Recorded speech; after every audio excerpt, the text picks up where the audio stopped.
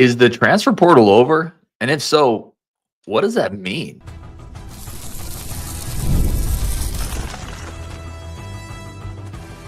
You are Locked On Badgers, your daily podcast on the Wisconsin Badgers.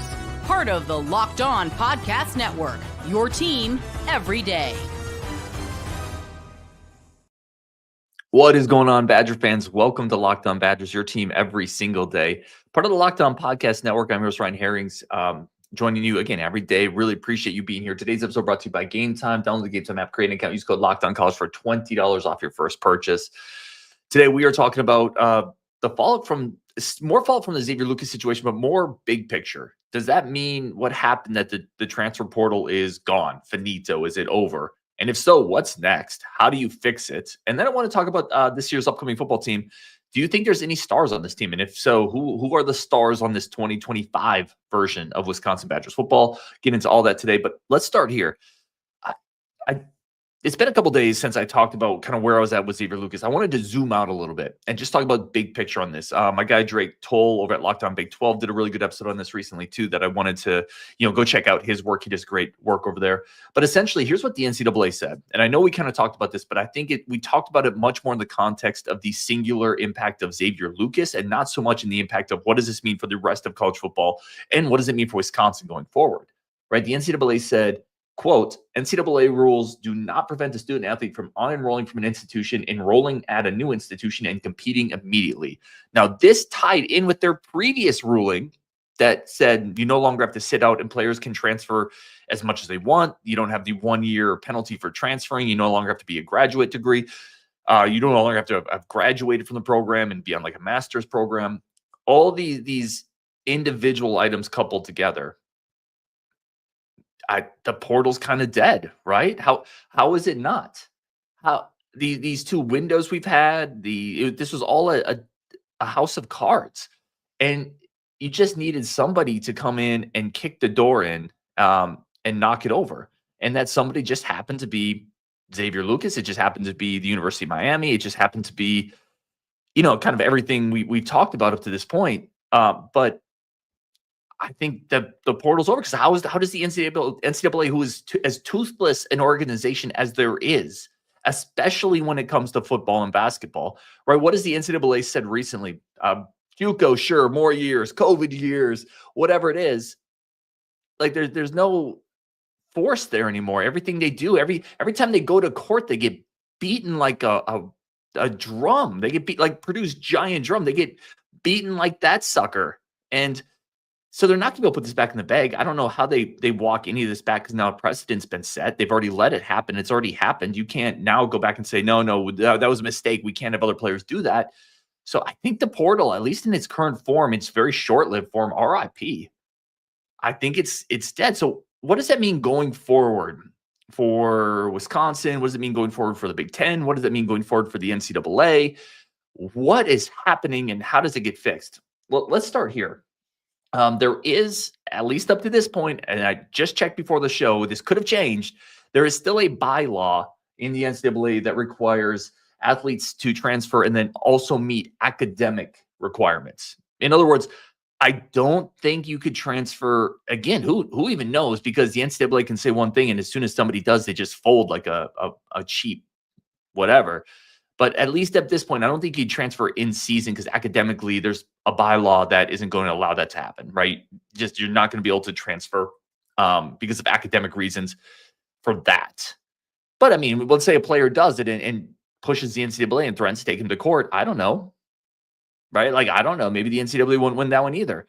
So for Wisconsin, what is the fallout? I think they're in the same boat as everyone else now. Right.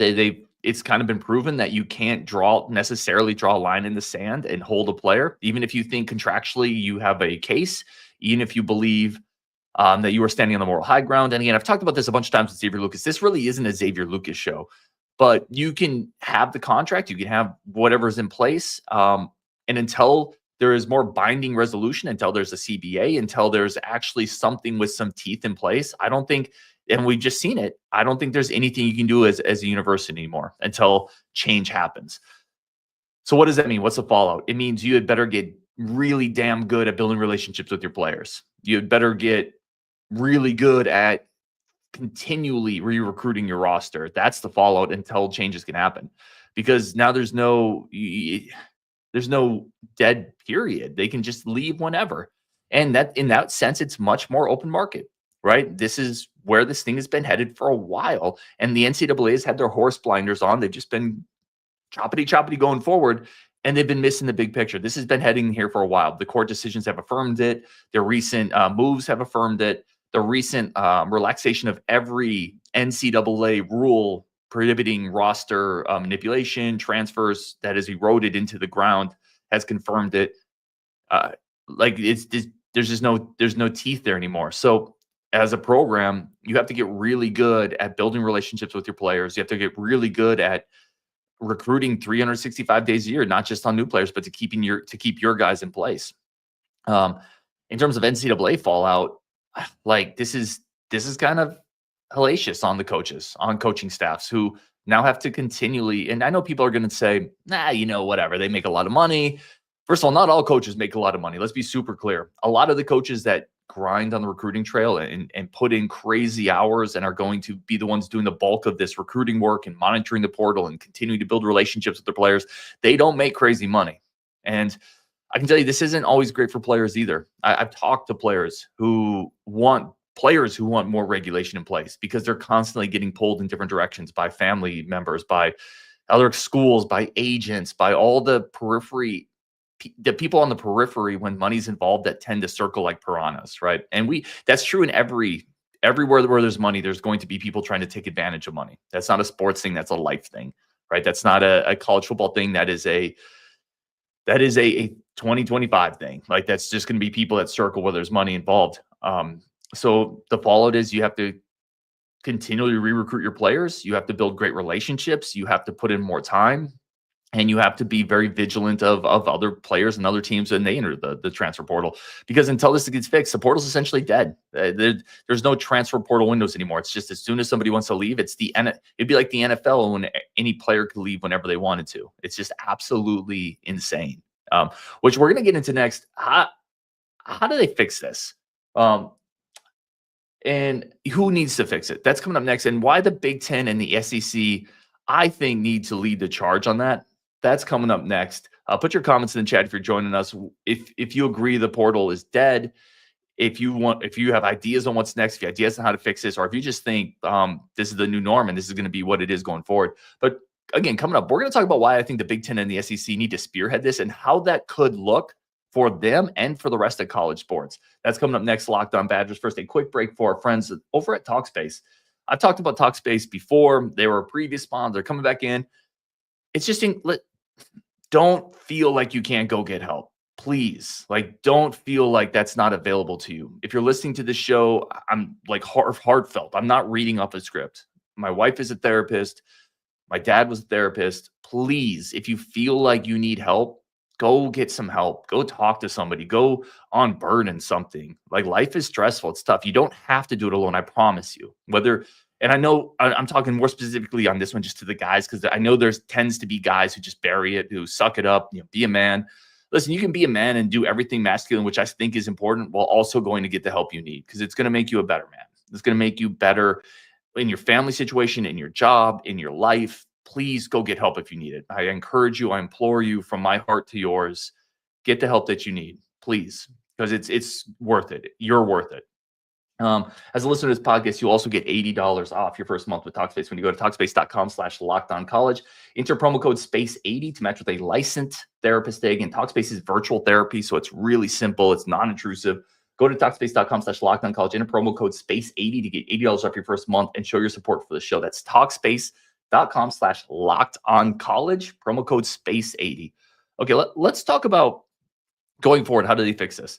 And what I think needs to happen. So I've mentioned this before, but I want to dive into this a little bit more. A couple things of note. There's going to be no real huge changes until at least after the 2026 season, unless something falls apart, because currently the college football playoff is still working under its contract up through 2026. Here's an interesting one. This was reported by Ross Dellinger. The athletic directors from the Big Ten and the SEC will be meeting to discuss major issues in college football, and the NCAA. That's coming up in February. That's from Ross Dellinger, who's reporting that. That's the second time the athletic directors from the two power brokers, the SEC and the Big Ten, have gotten together to meet to discuss what the heck is going on. And I can guarantee you this Xavier Lucas thing, which again is not really a Xavier Lucas thing. It's an NCAA thing. It's a college football thing. It's going to be at the forefront of, okay, how do we fix this going forward? We have the power. And when I say we, it's the Big Ten and the SEC.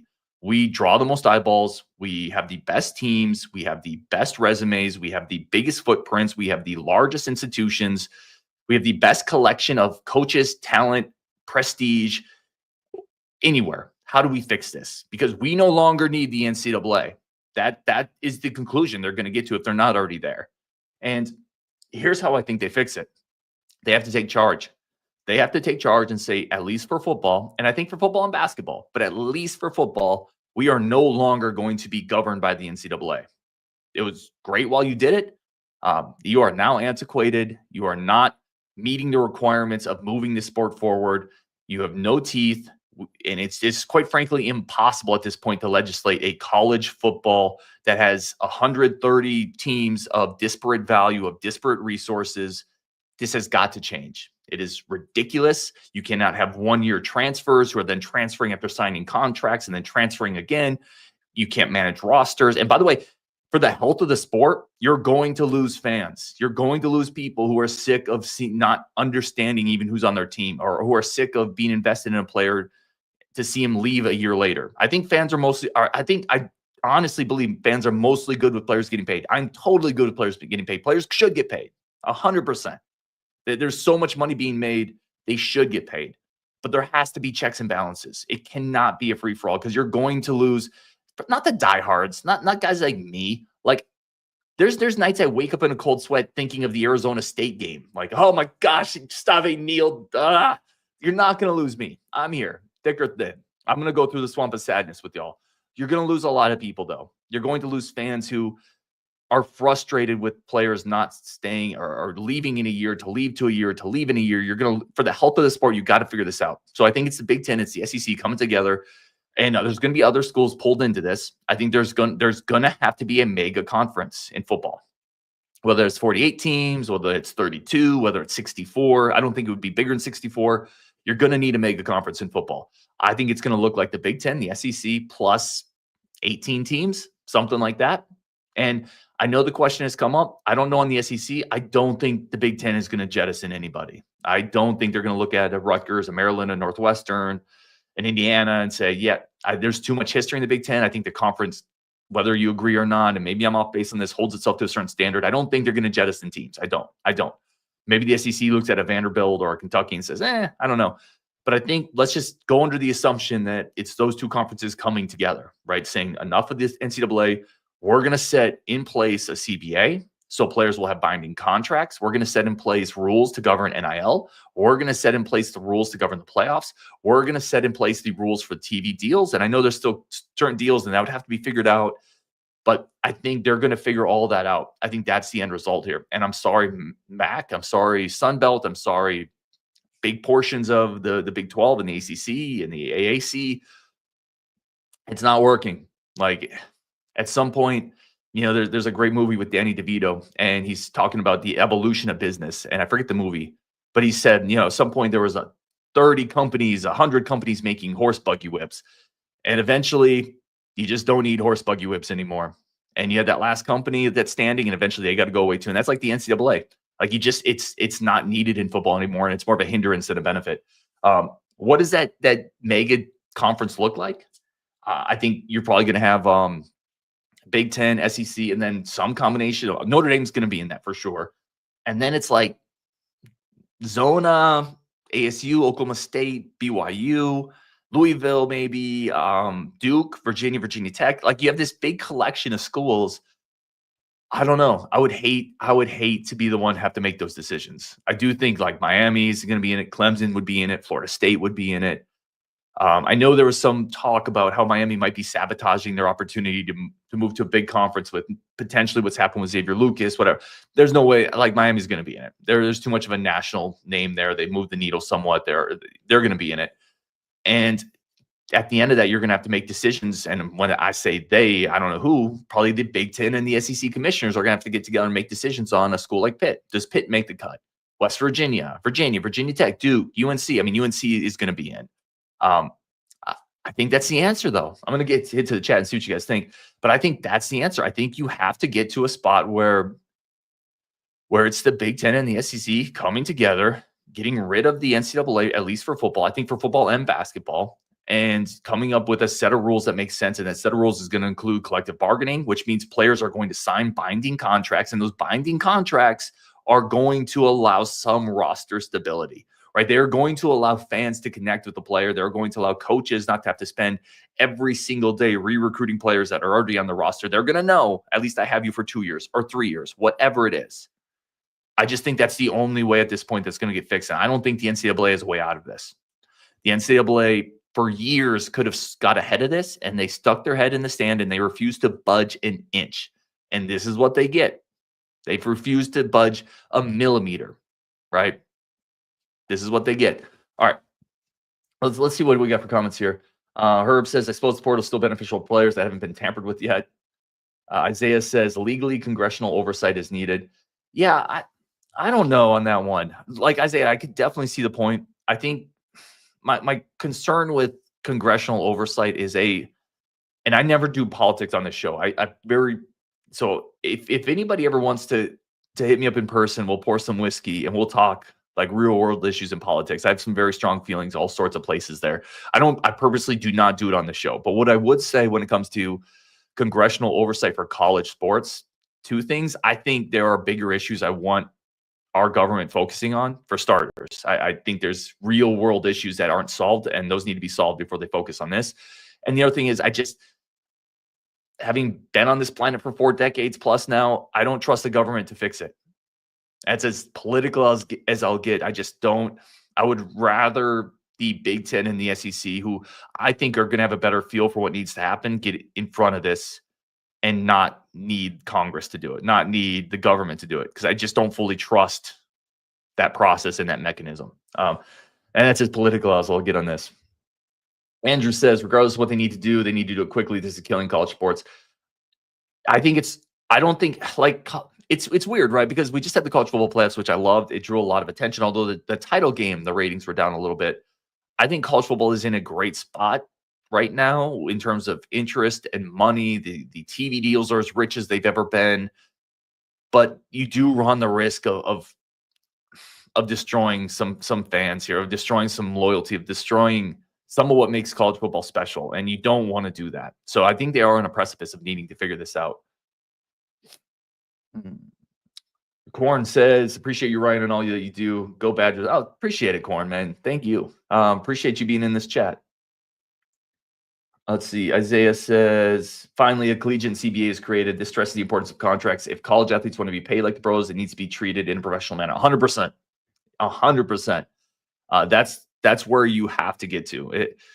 There's no other way at this point. I don't see another road out of this other than having CBAs, because every time players go to court to battle anything the NCAA or colleges want to do, the players win. At this point, they're employees. Let's just stop. Let's stop with the nonsense. They're students, they're athletes, they're going to school, they're getting education, but they're also employees of the university. And there's got to be a common sense way we can figure this out going forward, where the players are getting paid. They're getting paid fairly. They're getting paid market value to some degree. They're able to use their name, image, and likeness, and they are able to have some freedom of movement. But schools can also build rosters, right? And coaches can count on certain guarantees if players have been paid a certain amount or compensated a certain amount. There's a common sense middle ground here that we are nowhere near right now that we have to get to. Matt Van Grinsom says, good dude too, MVG. He says, you can leave Miami out of it. Miami won't get left out of it, but I hear it. I hear the sentiment there for sure. Timothy says, Big Ten and SEC make the rules. Everyone else will have to abide by them or go to the FCS. Yeah, so that's kind of the thing I was trying to figure out. Like, I think the Big Ten, SEC, and SEC kind of set that standard there, the pole bearer there. They pull in another group of teams. Again, some of the teams I talked about, the Notre Dame's, Clemson's, Miami's, Florida State's, UNC, Duke. I could go back and forth on a couple of these. Regardless, I think everyone else then, there's either a new division of football created, call it like old Division One that's not good enough for new Division One. I don't know. Or those guys just drop down to D2, right? Like, and I just don't know. Or you might see some programs who maybe get left out in the dust. Maybe those programs give up football and just say, screw it. It's an expensive sport. We got left out. We're going to pour it all into basketball. Or maybe there's some type of relegation like soccer, right? Like where that group of teams that got left out, maybe they can fight their way back up into that top tier. I have no idea. I think any of those kind of work, to be honest. And I would have a ton of sympathy for any program left behind. But I don't know what the answer is anymore. You can't have one set of rules for Ohio State and Ball State. Not anymore. I think even previously it was kind of wonky. You can't do it anymore. You gotta do something different. And I think it is a mega conference in football. And that group that gets left out, whether there's a form of relegation, whether they give up football, whether they drop to D2, whether they form their own new kind of subset of college football, I don't know. But something's got to happen. All right, let's take a quick break here. Come back. We're going to get to your comments. And I also want your take on this. Are there any stars on this year's football team coming up? And if so, who are they? I have one that I'm going to throw out there right away who didn't even play a lot last year. That's coming up next, Locked On Badgers. First, a quick second for our friends of the show over at Gametime. Gametime, I've talked about it. Gametime helps you get to the places you want to go. But we need to do more in life. We need to enjoy more in life. One of the most honest things someone ever told me was they said, listen, Ryan, at the end of your life, when you're sitting on your deathbed, you're never going to regret doing too much stuff. Like you're never going to look back and say, man, I wish I hadn't gone to that concert. Gametime can help you get to those spots. They can help open up doors for entertainment, for experiences. And that's really what life is about. That and collecting Jerry Rice rookie cards, both of which I'm trying to do more of. So Gametime is going to help you get to those moments. Use Gametime. You get flash deals. You don't have to plan months in advance. You get great inventory across a whole swath of entertainment venues over at Gametime. Download the Gametime app today. Use code LOCKDOWNCollege for $20 off your first purchase. Terms do apply. Again, snag the tickets without the stress with Gametime. Download the Gametime app, create an account. Use code LOCKDOWNCollege for $20 off your first purchase.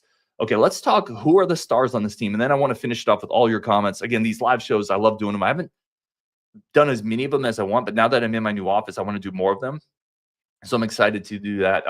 Here's who I think are the stars on this team, if there are. By the way, if you're watching on YouTube, you may notice I have Lee Evans up on my monitor back here. I'm going to start doing unofficial sponsors of the show. Today's episode is brought to you by Lee Evans, unofficially, of course. But I'm going to start doing that to rehash like the great Badgers in our history. So today's episode, sponsored unofficially by Lee Evans, the great receiver for the Wisconsin Badgers, went on to play for the Buffalo Bills, first-round pick. Here's who I think are the stars on this team, if we have them. And star is subjective, but I think it's Ricardo Hallman. I hope it's one of the running backs, Dilon Jones or Darrion Dupree. I think it's Vinny Anthony, potentially Tanner Koziol, potentially Christian Allegro. And then the guy I teased that, and I got this in the Discord from Herb, I hadn't even thought of him, but I think it's dead on. The guy that I teased that didn't play last year, not much anyway, I think Kevin Haywood. I think Haywood's a star, and he might be a star as early as next year. I think he could have played last year as a true freshman, like some Travis Frederick type of vibes, different spots, but that type of he's ready to go right away. I think he's a star next year too. Let's see who. If you guys got anybody in the comments, let me know who you think the stars might be. Dominique says Dilon, 1K plus trust. Yeah, I love Dilon Jones. I've been a Dilon Jones fan ever since, like, watch him in high school. I got to talk to his coach. I got to talk to him on the show. I didn't have this guy on the show, but I talked to somebody who faced him in college or in high school out there in Maryland. I think he's definitely a potential guy here. Nick Koenig says, can a defense freshman or sophomore change this defense, bring us up a notch? I definitely think Heiberger is a guy who could do that. You know, an interesting one that I feel like people aren't talking about a lot is last year's defense line had a true freshman play quite a bit, right? In Dilon Johnson, wrestler, a little older for his age, really strong, decent explosiveness. Now that he's had a year in the system, give him one more full year, off-season conditioning, off-season workout program, a year of experience. He's absolutely a guy that you could see take a big step up on the defensive line. I love wrestlers. He played as a true freshman on the inside. That's not easy. So I would say him. I would say certainly Christian Allegro just being a starter. That guy is a wrecking ball, just unbelievably physical and talented and nasty on the field.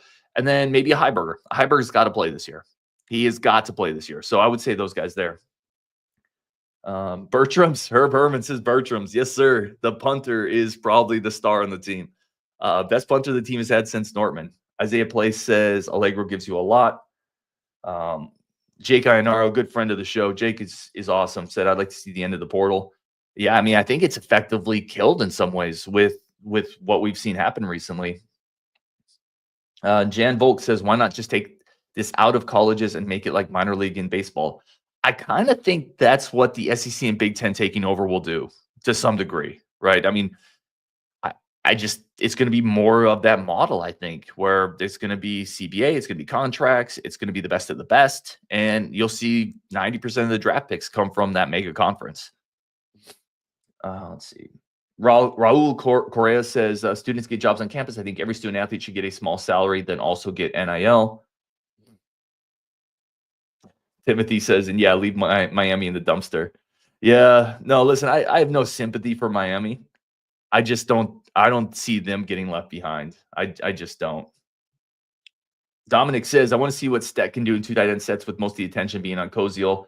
I like Steck. I'm definitely not out on Grant Steck. So for those who don't memorize every player, Grant Steck was a 4-star prospect last year's class, didn't play a ton, but really big. He was a big-time get, had a lot of offers, 6'6", 6'7", really good blocker, good hands too. He's a big-time talent. And I've said this a bunch. I think it bears repeating. The transfer portal, the era of NIL, it's sped up all of our expectations unrealistically. I've already had people telling me, gosh, is Grant Steck a bust? Or I can't believe Emilio Agar didn't get on the field last year. Those guys are freshmen. And even players from the year before were the redshirt freshmen. We used to not expect those players to play until they were juniors, until they were redshirt juniors. So I think Steck's ceiling is still very, very high. He runs well, big size, really showed the ability to block in high school. He's got the frame to do that. He's got soft hands. I've talked to him a couple times. He definitely likes the grind. He likes the physicality of it. I think he's going to be a good player. Ben Birch says, how are you looking at next season? I'm thinking 4-8 to 7-6. Oh man, that's the range. I think I said the ceiling is 8 wins. It's tough. I think this team is better next year. I think they make a bowl game. And I think it's because I look at last year's team as a team that won 5 games, was almost in the bowl with the worst quarterback play in the Big Ten. And I just think you're going to get better quarterback play, and quarterback play multiplies everything around it. So if you just get decent quarterback play, and I think that's all you're going to get out of Edwards. I don't think he's a star. I really don't, but I think he's solid. And if you get solid from the quarterback spot, you won 5 games without that. And I think the defensive line is going to be a little more stout. I mean, they're going to have to replace a couple pieces in the secondary. I don't think that's a strength. I think they're worse there. But I do think better quarterback play gets them to 6 or 7 wins. I think you're right there, Ben. Isaiah says 8 wins would be electric. Yeah. Isaiah also says next year's schedule is brutal. I agree. All right. Nick Koenig says Barry Johnson can make a difference. Need reliable receiver, less drop passes, please. The thing Kyle Barry Johnson, super interesting next year because there's nobody else on the roster.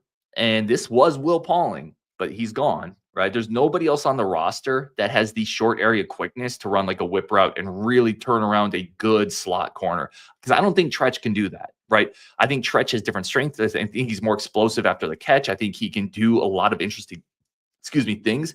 But the strength of Will Pauling was he could just shake one-on-one slot corners. He had a unique short area quickness element to his game just because he's a little smaller. He's a little lower to the ground. He has a lower center of gravity. He's a little more start and stop than Tretch. I think Kion gives you that. So in that sense, he could be a big part of this offense because I think he's the only guy that can replace that element of Will Pauling on the roster. Now, I think Tretch gives you other things, and he's going to give you more after the catch. He's a little bigger than Pauling. But I do think Kion is going to be asked to kind of be that short area quickness guy. I had a comment up here too, and I wanted to get to it, and I'm not going to get every comment, which I apologize for. I wish I could get all of them. I am working on there's some fun stuff coming up on Locked On Badgers that I'm excited to share with you guys. Someone up here mentioned relegation, and now I lost the comment, but that could be really interesting. And I've long thought relegation would never happen in college football because there's too many programs that wouldn't want to run the risk. But I think the Big Ten and the SEC would kind of lock in their spots more or less. Like it would be really hard if you're a Big Ten or SEC team to get relegated. And I could see them making the condition for everyone else to join that mega conference. You could be on the hot seat. And boy, would that be fun. Like, boy, would that be an interesting scenario for college football, right? Comment here from Mitch James, really good dude as well. I always appreciate Mitch when he's in the chat. He said, do you think this is for football or only for football or revenue sports or all sports? That is a great question. Here's how I would break it down. I think football is its own thing. Basketball is also probably its own thing. And then everything else can fall under the NCAA. I don't think you can have the same type of setup for basketball and football because, again, basketball, you're talking about 330-ish Division I programs and many more competitively than football. Like football, realistically, you're talking 18 to 20 really competitive teams every year. Basketball, you got the tournament. You have a ton of mid-major type programs that are really good in basketball that would never compete in football. Either they don't or they just literally don't have football. So I don't know if you can have the same kind of setup for basketball and football. I almost think those are two separate things, siloed off, right? And then everything else, the NCAA can still manage swimming. It can manage track and field and hockey. And it's no disrespect to those sports whatsoever, but they're not facing the same type of issues that football and basketball are. They're not dealing with the same amounts of money. So how I would look at it, but again, I have no idea on that. Raul said, yeah, we need some better jerseys. Blackout uniforms would be awesome while we're at it. Wisconsin B-ball team needs to design a court that has Bucky. Oh, that would be so sick to have Bucky at the half court. They need more juice in the Kohl Center in general. So court design, rearrange some seats, although I don't think that's going to happen. Yeah, they need more juice there. And uniforms, both on the football and basketball side, could use a little spruce up. Not crazy, not Oregon level, but occasionally big game, night game, home game. I think there's more you could do there. I absolutely agree with that. All right, let's wrap it there. Again, really do appreciate you guys, everybody in this chat. Today's show unofficially brought to you by our boy back there, Lee Evans. On Wisconsin, when you're done here, go check out Locked On Big Ten, all the biggest stories from the conference over on their channel. Bunch of great content coming up, a couple different guests coming up. And like I said, there's some fun things coming up on this channel that I don't want to put out there yet because I'm still working on logistics, but I think it's going to be really fun when those things happen. So on Wisconsin, thank you so much. And we'll talk to you tomorrow.